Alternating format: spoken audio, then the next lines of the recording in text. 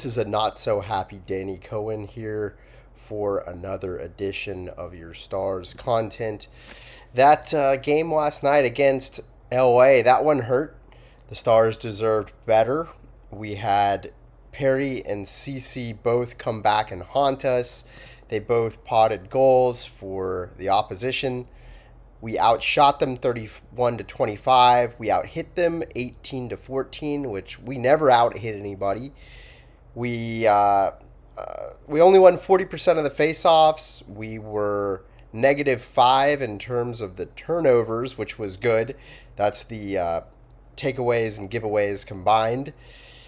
We were 2 for 5 on the power play, not too bad, and we ended up giving up another a goal on the penalty kill, 2 for 3 there. So the penalty kill is still struggling. Power play is doing well. The first period, we had Corey Perry open up the scoring on a 5-on-3. Harley couldn't clear a puck out, got intercepted. The Kings move it around, shoot. Ottinger drops the puck, and he had it in his glove, dropped it, and just gave a gift to Corey Perry in front of the net, which is his wheelhouse. You don't want to give the puck to anybody there, but especially not that guy. Puts it in the back of the net. Gotta fault Ottinger a little bit on that one, and and Harley couldn't clear the zone, so a little bit of blame to go around a little bit on that one. But it's a 5-on-3. It's a little bit. Sometimes it can be tough to clear the zone. But I would say I'd give both blame to both of them on that one. Otter's got to do better than that. The second period, we had our own power play. Robo paints the corner from the point on the power play there, evens up the score at 1, and before the period is over, Cody Cece, who only had 4 or 5 goals last year, all year, has enough time and space to take a slap shot, which you never see anymore in the NHL. Uh, I was looking at the replay of that one, and I was like, man, I miss those slap shots. But he took one and blew it right past a Ottinger who was pretty screened on the play. I wouldn't fault Otter for that one. Um, and actually, that was an even strength goal, and it looked like they were on the power play, which was not a good look if you're the Stars, and you're not a man down. So we need to tighten things up defensively. We need to give players less time and space to take a slap shot. That's the thing with slap shots, is that in today's day and age, there's just not enough time and space to do it in most instances. So when I see somebody being able to successfully get off a slap shot, that shows me that we need to be in these guys' faces a little bit more than we are. So then in the third period, we tie it up. Wyatt Johnston gets the goal. Rantanen's in the office behind the net. He shares an office with Bork back there. This time it was him doing the work. He gets it in front to Hintz, who takes a shot, and then Wyatt's there to clean up the rebound. He leads the Stars in goals now. I think that's his fifth. So overtime, we get there, and Kempe and Byfield are on a 2-on-1, and Harley ends up playing playing the man instead of the pass, which you're not supposed to do as a defenseman. Uh, he's not successful at playing the man, and we get beat. We he gets the puck to Kempe, and Kempe scores. It is game over. The first 3 games of the year, we had 15 goals for. The last 4 games, we've only had 7. So, last night again, we only put up 2 goals. You need to get 3 in this league. It's a 3-goal league, and we're just not there. We hadn't been there for more than half of the season so far, and we gotta get that straightened out. We gotta get these guys painting corners and just doing the things that they need to do We got a lot of offensive firepower, and they're just not. They're just not.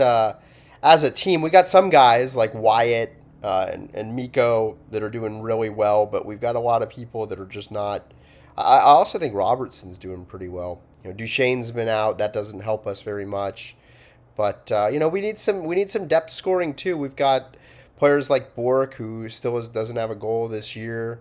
The lower lines aren't really producing, and we need some more scoring coming from these guys.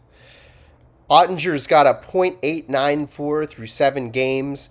I think if you look at his body of work as a whole this season, not awful, but it's not really great either.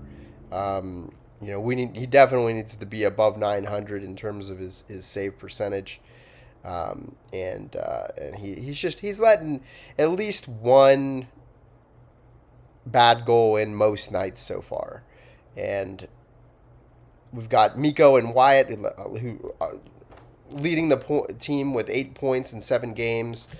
Harley's still struggling. Every game I'm seeing him on the wrong end of the highlight reel where he's on the ice for the opposing team's goals, and I don't think I've seen him struggle like this quite some time. So hopefully he can get it together. He's doing great offensively, but just on the defensive end, not so much. One of the things that I'd really like to see from us, I know that Gully is trying to instill some grit into this team, and what I've noticed is, and we're doing better this year than last, where we're at least having people that are reacting when players take liberties, and we're seeing people drop the gloves, and that's all great. But what I'm not seeing, and what we used to see in the past with players like, say, Darian Hatcher, Brendan Morrow, Steve Ott, Sean Avery. A lot of people hate him, and man, I don't like that guy. But when he's on your team, he starts stuff, and we need people that are out there that are initiating the contact, not waiting for the contact to come to us and then answering them back, which you got to do sometimes. But I want to see us taking it to the other team physically, taking it, getting in their face, trying to get in under players' skin, maybe that can come from within. I'm seeing a little bit of that from Miko, but a lot of times it's too little, too late in the game, and we don't want to see Miko dropping the gloves or anything like that. That's not what we want to see. Actually, I kind of would like to see it. I take that back completely, but I don't think he's gonna do it. He's not Jamie Benn. He's not prime Jamie Benn, and we need some people that are out there. Maybe Bastion's like that. Maybe we have more to see out of Ernie. Maybe he can do some of that for us. I'd like to see Leon get out there and run some people. I want to see people getting mad at Leon and trying to start a fight with the big man.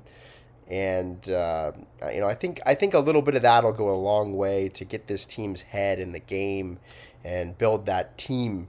A lot of times, some of the best friends that I've had have been from when I was in boxing, and when you're doing all that stuff and you're going and doing fights at other gyms and amateur fights together and things like that, you really build the camaraderie of having been to war together.